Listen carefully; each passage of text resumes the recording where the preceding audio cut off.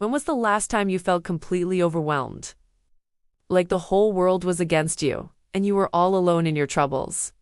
We've all been there, right? That feeling of being surrounded by stress, by problems, by what feels like a million voices telling you that you can't make it. It's a heavy weight to carry. Today, I want to talk about two ancient poems, Psalms 3 and 4, written by someone who knew this feeling all too well, King David. And his response to this overwhelming pressure is something truly powerful.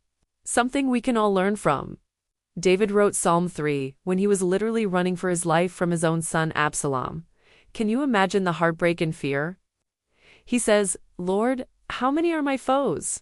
How many rise up against me? Many are saying of me, God will not deliver him."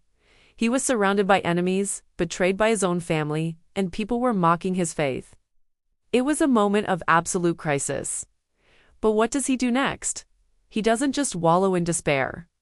Instead, he makes a powerful declaration.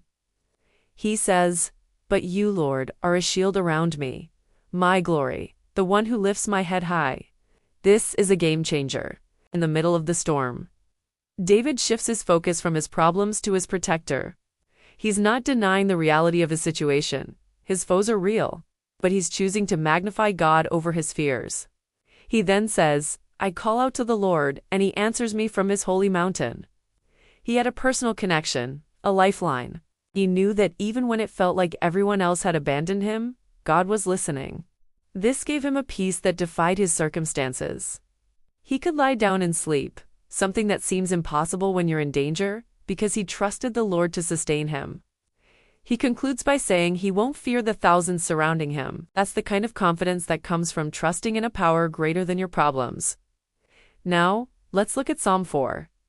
It continues this theme but shifts the focus slightly. It's like the evening follow-up to the morning cry of Psalm 3. David begins, "Answer me when I call to you, my righteous God. Give me relief from my distress. Have mercy on me and hear my prayer." He's still dealing with trouble, this time with people who are telling lies and turning his honor into shame. Sound familiar? The world can be full of negativity and false accusations. But David gives us some incredible advice here.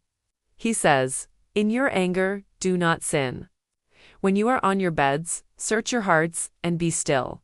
Instead of reacting in anger or lashing out, he advises a moment of quiet reflection. It's a call to pause, to look inward, and to bring our turmoil to God in the quiet of the night. This is such a practical tip for our own lives. When we're upset or frustrated, the best thing we can do is often to just be still and reconnect with what's true. Then comes my favorite part of the psalm. David says, "Many, Lord, are asking, who will show us any good? Let the light of your face shine on us." People were losing hope, looking for something good in a world that seemed dark. But David knew where to find it.